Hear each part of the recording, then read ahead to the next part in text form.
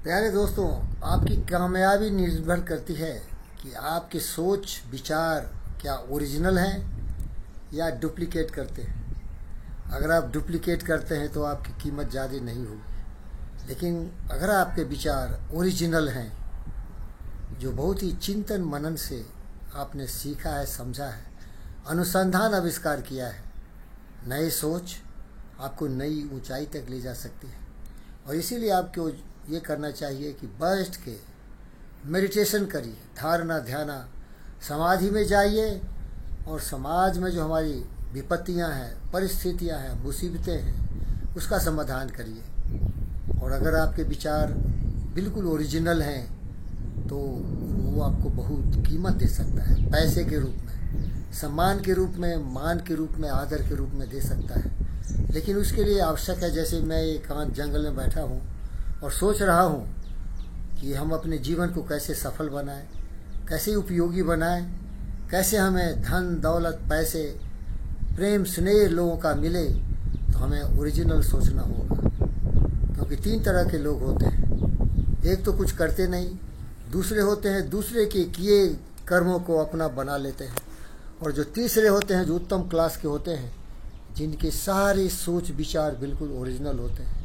वो बड़े बड़े कवि, बड़े बड़े साहित्यकार, बड़े बड़े वैज्ञानिक होते हैं, जो दुनिया को सब कुछ दे देते हैं, जबकि दुनिया के लोग कभी उसके बारे में सोचे ही नहीं थे।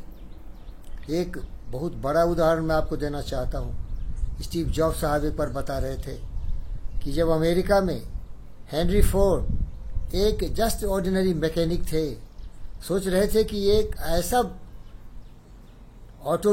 ऑटोमोबाइल बनाया जाए, एक ऐसा मशीन बनाया जाए जो घोड़े गाड़ी के बदले उपयोगी मनुष्य के लिए हो।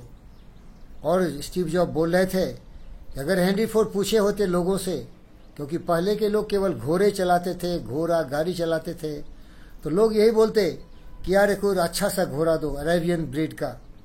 लेकिन मेरे प्यारे दोस्तों, लोगों को भी पता नहीं है कि उनके लिए बेहतर से बेहतर चीज़ क्या हो सकता है।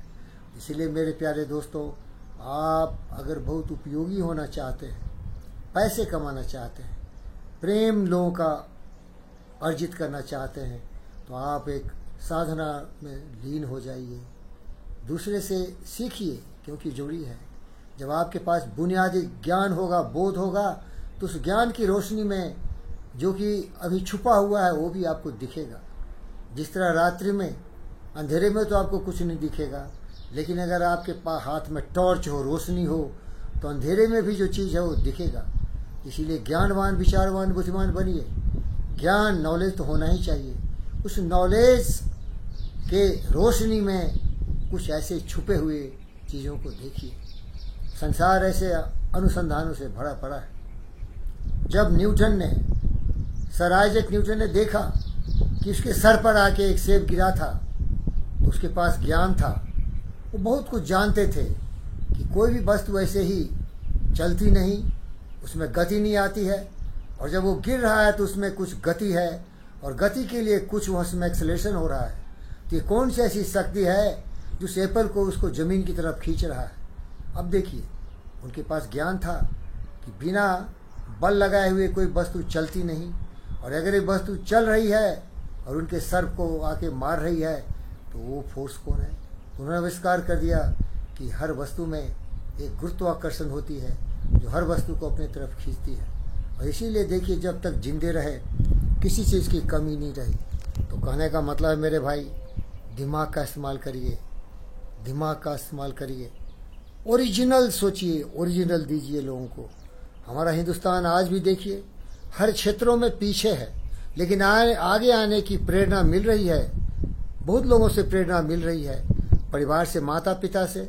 जैसे हमारे एक अच्छे दोस्त जो IIT खड़गपुर के प्रोडक्ट हैं, सुंदर पिचई साहब, बहुत कम उम्र के थे, मैं वहाँ PhD कर रहा था, तो उन्होंने 1994 में वहाँ से BTech किया मेटलर्जी में, और फिर आज देखिए गूगल के वो CEO हैं।